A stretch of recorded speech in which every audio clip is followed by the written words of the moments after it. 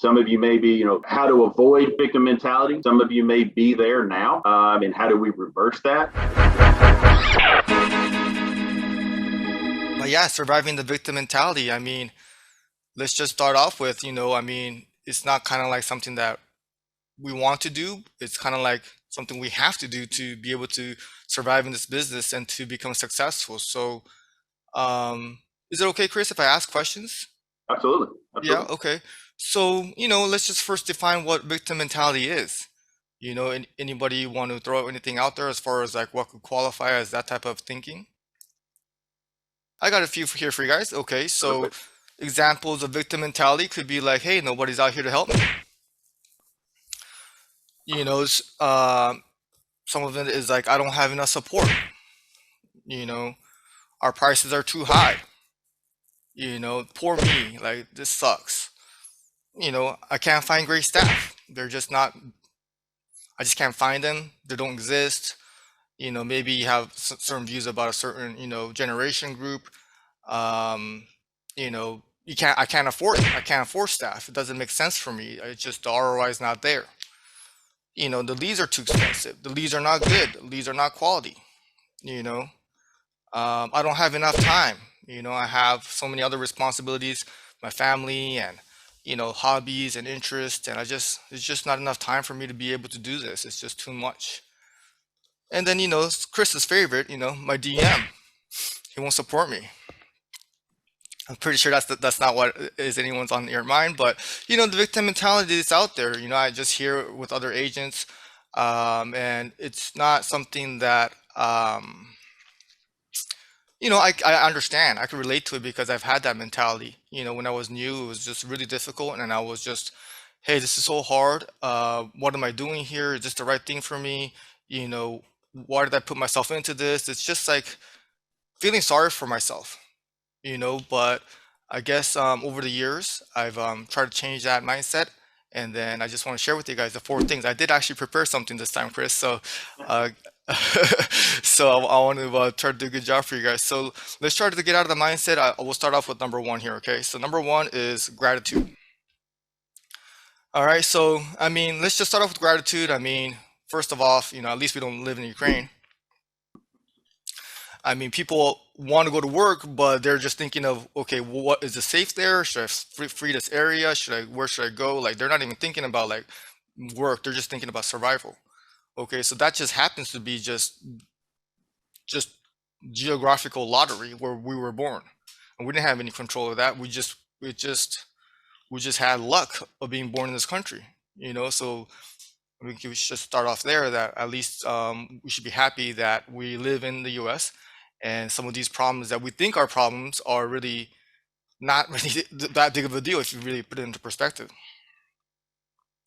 And this is something that I share with my staff too. This is something that also kind of helps me out sometimes is, you know, um, thinking of best scenarios, like I know it's weird because I'm a very positive guy, but if something bad happens, like, then I'll just go into like situations like, well, at least my kids are healthy.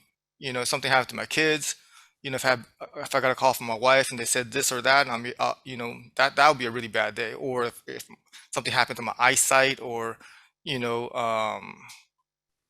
my top producer like left, like there's gonna be problems throughout the day, but then when I have a problem, I'll just like for some reason I'll just think of like something even worse, and then that will like really put me into like a good mood, or I'll be able to accept something negative that's happening a lot better because I could always think that something I just make believe that something really bad is happening to me. And it sounds weird, but that actually helps me stay grounded. And then another way to feel gratitude is, let's just think about the worst case scenario, but well, no, let's just think about a good case scenario. Okay, so here's an example of what could happen. Let's just say, Chris, your district is just kicking ass. You guys had a great year. You're doing a great job. So farmers just decided to, do a little deposit for you guys, just for you guys' district. $1 million deposit right into your folio. April 1st, it's coming. Extra $1 million. How happy will we be? It'd be good. Pretty, pretty damn happy. Really happy. Yeah. That'd be a great happy. Sure. Ecstatic, right? You'll be dancing, you'll be, so happy and excited, you'll be so thankful for the opportunity. We wouldn't be like, oh, why couldn't it be March 1st? We wouldn't be like, well, why wasn't it 2 million? We would just be happy, just an extra $1 million. I mean, that is going to be huge for our families, for our agency. But with the catch is that you wouldn't be able to wake up the next day.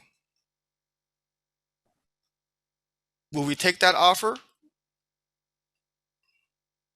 Probably not. Probably not, right? So what we're getting at, I'm trying to get at, is that $1 million here is so happy, it gives us that much happiness, but waking up the next day is more valuable than the $1 million. So if that's the case, why are we waking up without the same enthusiasm as if we had $1 million? Because it's more valuable. Waking up is so valuable. Waking up is such an opportunity that to be able to be alive, it's just something that I just want to start off with gratitude that, hey, we have an opportunity here. I get to go to work. I don't have to go to work. I get to live. I don't have to live. I get to wake up early. I don't have to wake up early. Everything just comes into shape when you have the gratitude mindset set up right first. So I just want to start off with that, because if you have a great attitude, attitude of gratitude, most of your work is done as far as not having the victim mentality. All right, number 2, I want to go with understanding the opportunity. Okay, so understanding the opportunity is a big one to me, because sometimes we really underestimate this opportunity that we have here.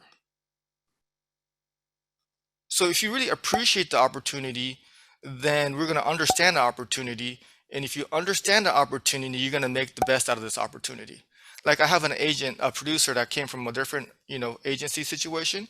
And he came in here and he was like, wow, what's going on here? Like, all these leads are provided, and, we have this follow-up system, and everything is like, he uses the word magical, but he's so appreciative of the opportunity that he's making the best out of it than someone else who's been here for a while and thinks taking everything for granted. Oh, this is how it should be. This is how it's always been. So what's the big deal? But if you appreciate and understand the opportunity more, then you're gonna, I think, actually respect the opportunity a little bit more. I think we just underestimate what this business could do for us. I mean, this business could give us a great work-life balance. We could be there for the kids on the weekends or for the ball games, and we could take holidays off, and it's physically very easy on our bodies, and we're helping people, and there's just so many good things we could talk about this business. But people are still looking at it like, oh, this is hard, this sucks. It's like they don't really understand the opportunity and also the potential of it. I mean, we could literally just sit here, talk to people, and get paid very well. It's just a communication game. If you're a good communicator, you just get paid really well, and you're helping people, you're not ripping anybody off, and we can't sell out of this stuff. It's true. We just talk to people and we email them, and we could do that all day long. There's no inventory. Never runs out of it that way. You got a product that never runs out. Yeah, point. I have an e-commerce business too, and that stuff I have to buy first, and then I have to store it, and then I have to sell it, and if it doesn't sell, then I have to think about putting it on sale. Like, this business, it's like we can't sell out. There's no limit, and I don't really want to talk about this stuff too much, and it's not to brag, but it's just to inspire. But just so the potential. I mean, I've been in this for 14 years and I have 15 staff members, but what's it called? The annual growth bonus hit March 1st for us. Hope some of you guys qualify for that. But I'm just going to throw it out there, okay? My folio with that included for 1 month in March 1st was over 300,000. It was 303,000. So I just want to share with you guys. I'm not just saying that because I don't like to talk about that, but I just want to let you guys know that the potential of this business is so great. A lot of us is underestimating it, and when you're underestimating, you're disrespecting it, and when you're disrespecting it, you're not taking advantage of it. So when you really understand the opportunity, you're going to be like, wow, I could do great things in this business with this company. And then when you understand it, then you're going to be more excited about it, and you're going to put more effort into it. So just want to share with you guys that understanding the opportunity is number 2 there. Perfect. All right. And number 3, I have auditing who you are listening to. So I mean, this isn't like, something new. I mean, I heard you guys have heard it a million times, but I do believe it's true. We have to be careful of, what type of content you're listening to, or you're exposing yourself to, or who you're talking to. I mean, this could be your friends. This could be people who are very close to you, like your family, your spouse. Um, what kind of messages are they telling you? Are they giving you doubts? Are they giving you um, sometimes it's out of love when people may say like, hey, it's take it easy on yourself. This is too hard, maybe, and they don't want to see you hurt. But most importantly, you also want to audit like what you're telling yourself too, because really it's all in our head. Like it's not that hard what we do here. To me, it's just selling stuff that's mandated. I mean, it's not. And then we have a great reputation as a brand. It's the perspective of just saying that it's easy versus it's really hard, I think, is a good one. And then just what type of content you're listening to, what type of people you're following, even on social media. um, because the only good thing about complaining and having the victim mentality and talking about that with other people, there's only one positive to it, and it's that you'll make friends with other loser agents. It's true. That's really it. You'll just have you'll get along great with them. But that's other than that, I don't really see any positive to it. So you really have to be careful of who you're talking to, who you're exposing yourself to. I get messages from other agents all the time. If I sense a little negativity, or like, I'll go back and forth, hey, do this, try that, and they're like, oh, that won't work. It's like, okay, well, I'm gonna pretty much stop here, because I don't really want to like get influenced by other agents that thinks this is impossible. Because if you think that way, it's true. So you want to really surround yourself with other agents that are positive, that are excited. Again, gratitude, understanding the opportunity, and other agents like that, because surrounding yourself with other agents like that is a game changer. And if you have somebody, or if you're able to find another mentor or any positive, influences in your life, it doesn't even have to be like personal relationships. It could really be just following somebody on social media that inspires you, motivates you, and just surrounding yourself, listen to good podcasts, and then just auditing what content you're, absorbing, and who you're talking to, I think is number four.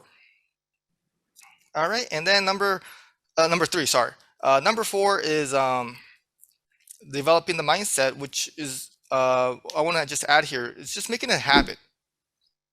Okay, just making it a habit of these three things that we talked about. Because when Chris first said, "Hey, talk about the victim mentality and how you overcame that," I actually had to think really hard. Like, wait, what is that? Because it's been such a long time for me that I actually thought that way. I have a habit of not thinking that way, that I was like, I actually had to take myself back. I actually had to think about it.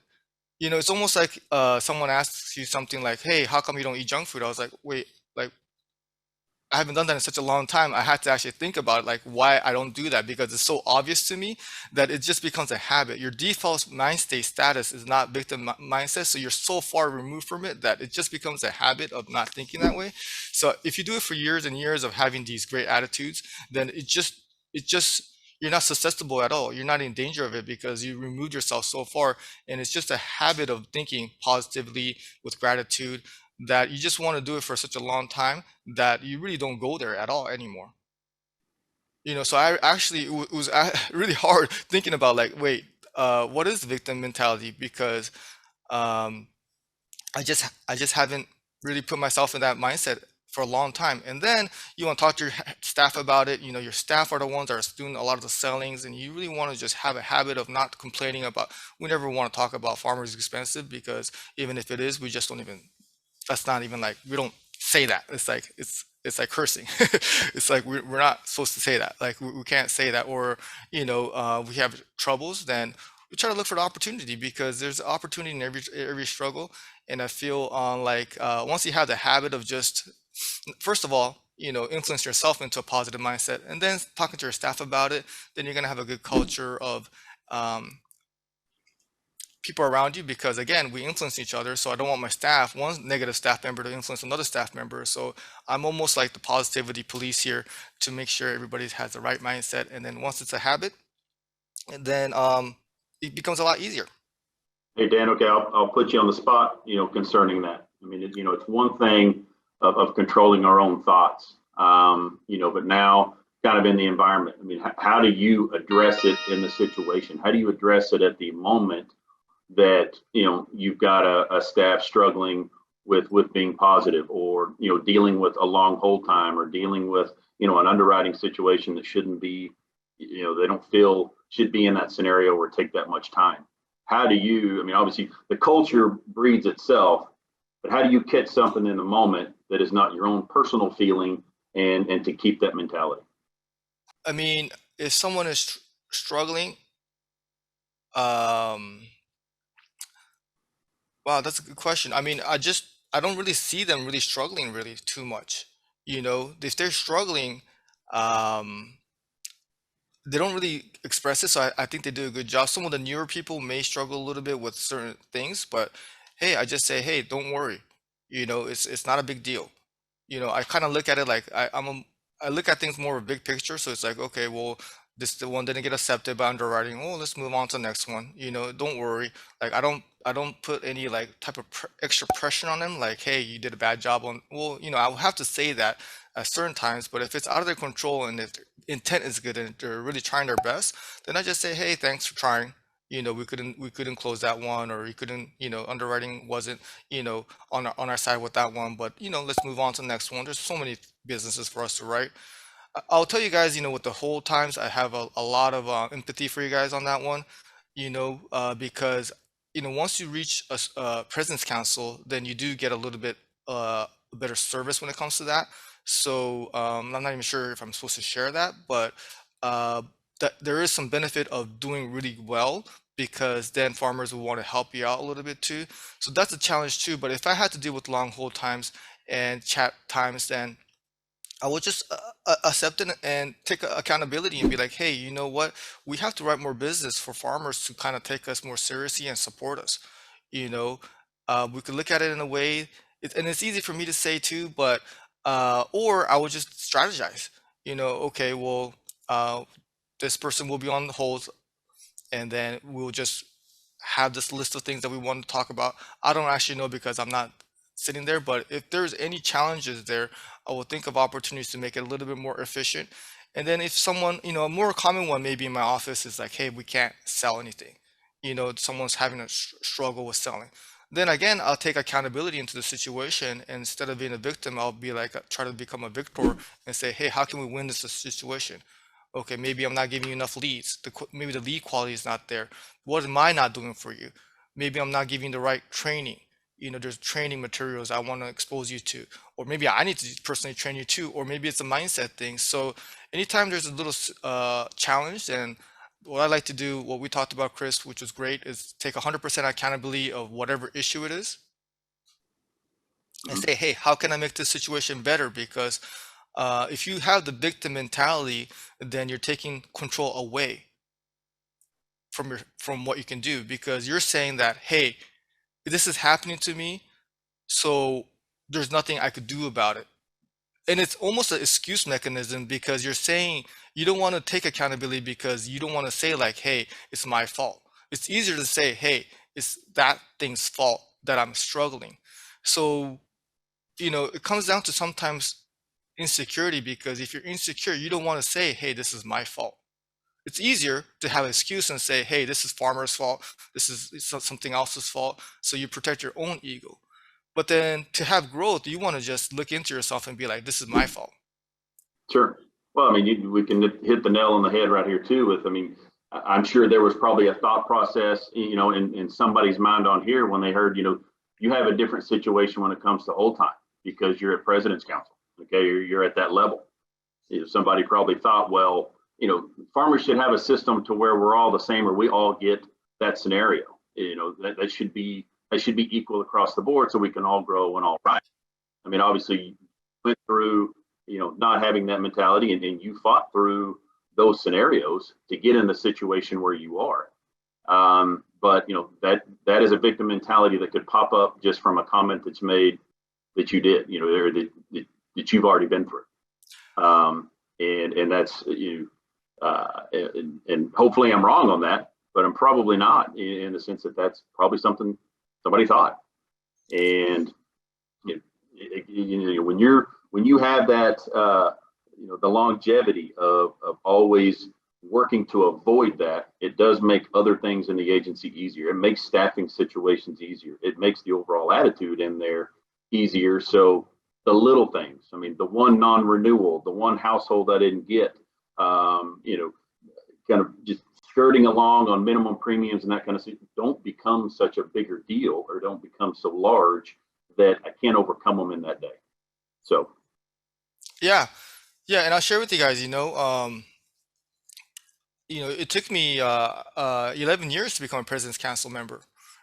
So it's something that could be done. I hope maybe that could be aspiration. But if you maybe guys felt like, hey, that maybe that's not fair, then maybe you want to use that rule into your advantage. And the good thing I feel like with achievement clubs is that it's more based on merit now. mhm, It's based on just numbers, which it wasn't that way. So I feel like it's I like it, the way it is now. So I say, shoot high for the stars. You guys are in a great state where there's a lot of premium. Yeah, be excited and have, big goals. And once you have big goals and you get excited about the opportunity, because it does definitely get easier. So uh I'm not sure what everyone's tenure is here, but I do remember it's easier. It was harder, but I think once you have the right mindset, then a lot of times I start thinking like, wow, this starts getting a lot easier. right. Okay.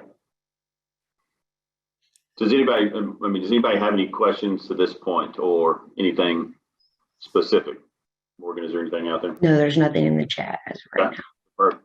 All right, Dan. So continue on. What you got? All right, cool. So let's just go with some of the examples we talked about, and the ones here to help me. Okay, I want to try to change your guys' mentality from victim to a victor. Um, I have more than enough people who cares about me. I could win because I have people that care about me. Having gratitude when you could think like, hey, no one cares about me, no one wants to support me. Then you want to switch that around and say, hey, my mom loves me.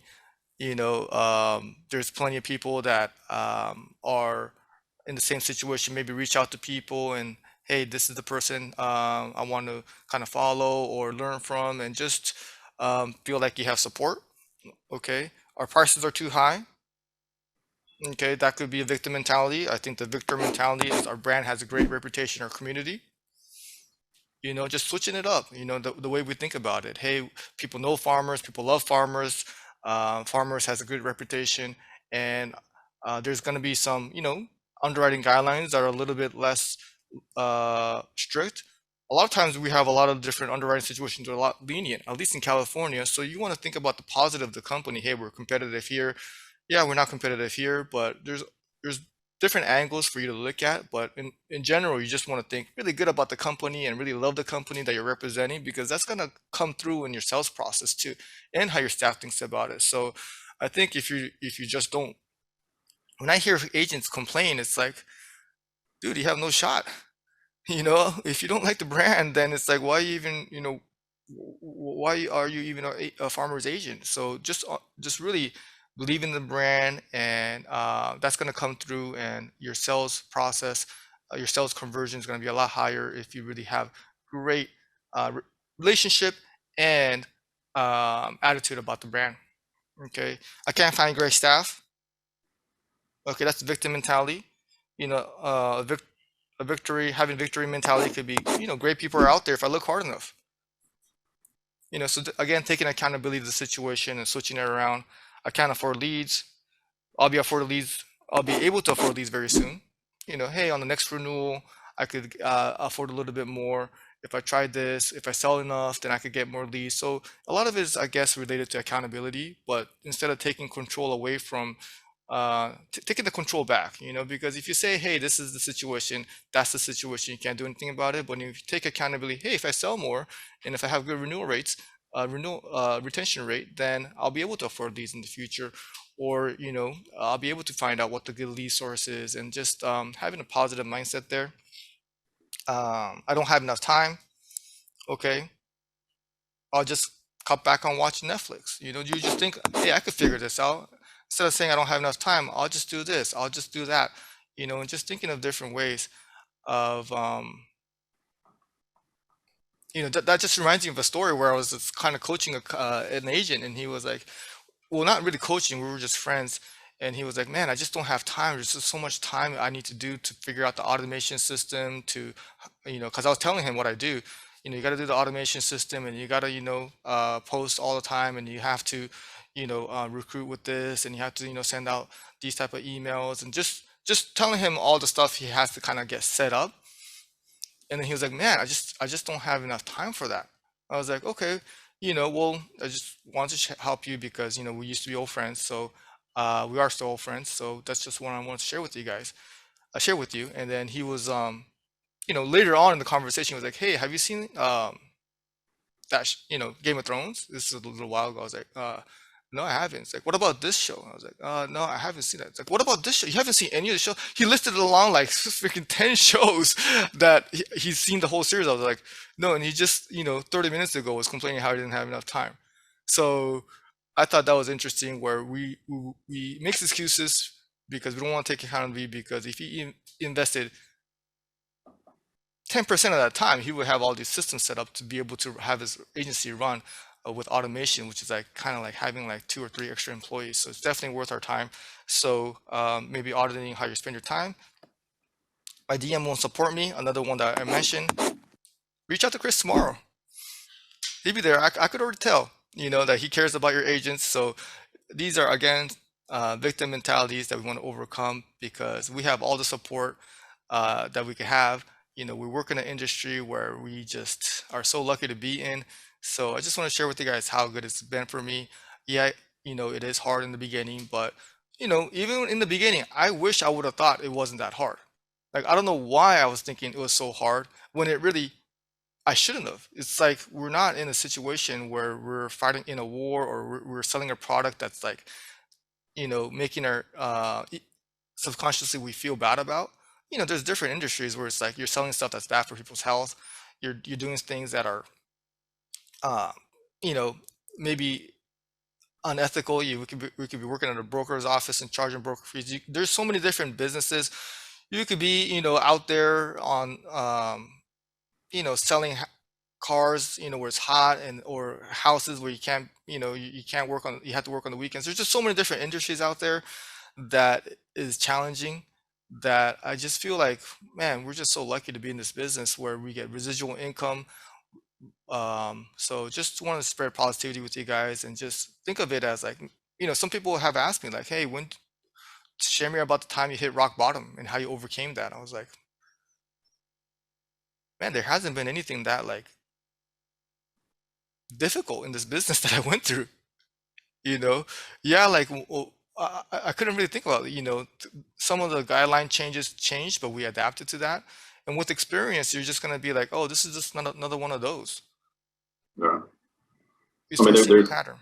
sure, you know, and there's always changes, and obviously, so kind of the basis of why this is the first call, everybody, is, you know, is this topic is probably redundant to several of you on there. Or maybe this is something that you think about regularly. Maybe this is something that, you know, you never deal with this, but you have a team or a staff that you seem like you're always battling, you're always having to, you know, you got to overcome that first before you can start your day. I mean, you've got to get them on the right page, you know, and at that same level before you can go. And then again, too, I mean, all these other topics, you know, when it comes to growth or new stuff, they're all irrelevant if this isn't where we're starting. If this isn't the mindset and the time frame that, or the mindset and frame of mind that you have, you know, there is nothing to learn. There is, you know, farmers can come out with the most perfect product. They can come out with, you know, free leads for everybody. They can come out with all kinds of great things, and, you know, and then the floodgates of new business open.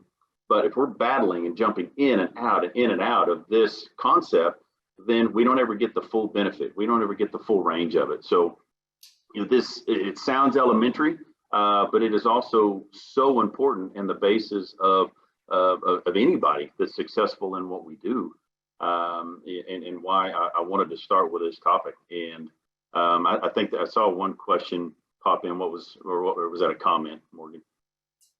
What is that? It was a comment. Jessica just said, this is the most important thing and the foundation for everything else. Sure. And, and not to sound, and not to be redundant, and just say that, think happy, everything's going to be great. All right. And, we're still going to battle with issues. We're still going to have things that we deal with. But, keeping that, kind of to yourself and keeping that and knowing that you're the first one that has to fix that before somebody else can kind of come in and help you deal with that. It's more like to reassure that, as opposed to, to look into somebody else to make you feel that way. So, I don't know. I mean, question for you, Chris. Yeah. Being a DEM, what are some characteristics that you see from your agents that do really well to agents that maybe could struggle with this mentality? Great question. Yeah, I see a lot of people that are naturally glass half full. Okay, and they know that just their natural ability is next. They're not afraid to hear the word no. They're not the first to blame somebody else or a situation.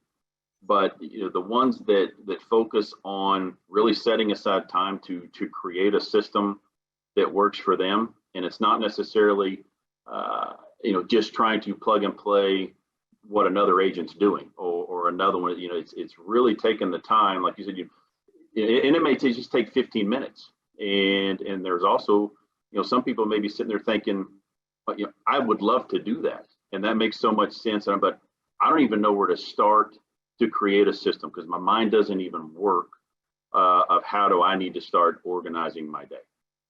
Maybe that is where you need to reach out to somebody else that does do that well and get that basis, or and that information is all over YouTube, and they could probably spend 30 minutes instead of watching a show like you mentioned, spend 30 minutes on your YouTube and find a step-by-step situation in that, or a bunch of others out there. But really, it is the people that don't go to negativity first, or the ones that aren't looking for everything that is wrong in the day or everything that they can't do in the day, as opposed to things that, hey, this is what I can control. And it is so much of a numbers thing, and I can't say that enough.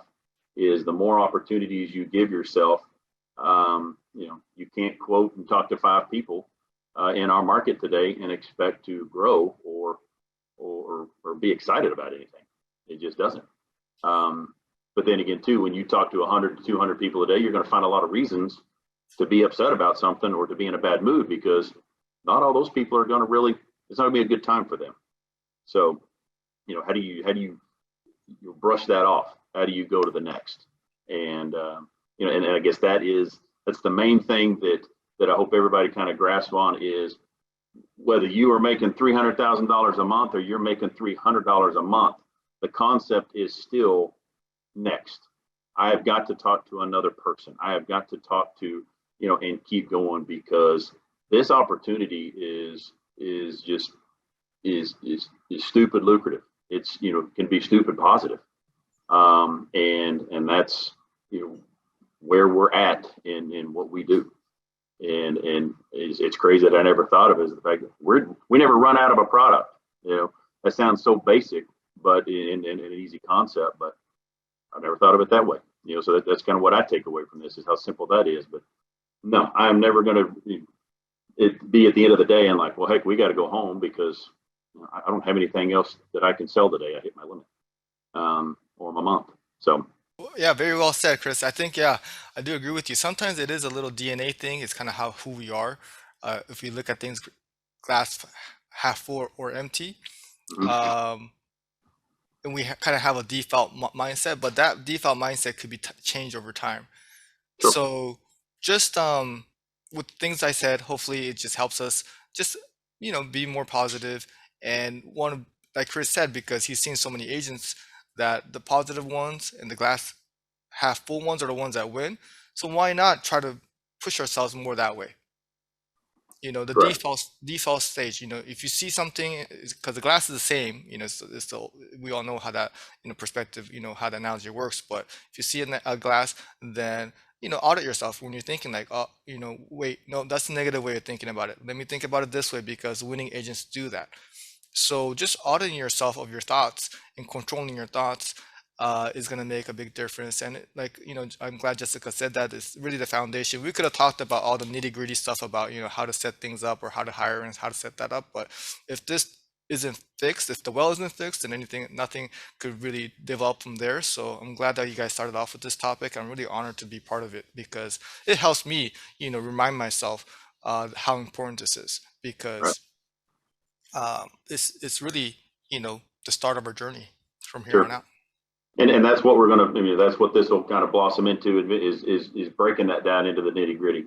And, you know, kind of another idea, some of you maybe think, you know, it's, you know, I know an agent really well that seems to be in the same mindset, you know, is kind of always negative. But if you look deep, you know, they grow and they do this, or they jump in and out of it. But if you look deeper than that, or if you learn about what's happening in their system, they've probably got a producer, two producers, three producers that are always positive and kind of tune out that attitude that agent has. They're getting, I mean, they're doing their numbers, they're getting it, and they're always positive. So it somewhere down that line and in that system, there's a victim mentality that is cut off and is always positive and just out there to grow and seize that opportunity. So you know, there's not one out there that battles this and lives in this realm and just continues to grow and grow and grow. And I imagine this probably is not a topic you cover at President's Council. It's not really a topic that's covered at toppers and things like that, because that's just not the mentality that's there.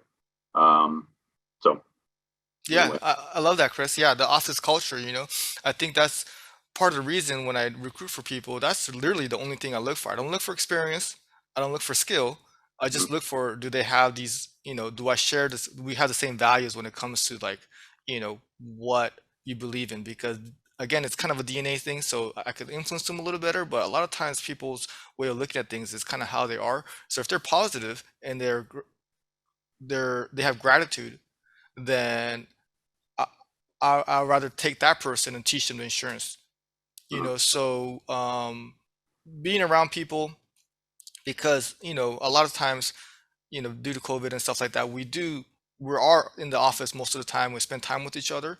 So if there's a negative and a positive person, one person's influence the other. You're influencing each other, but your positivity has to be stronger.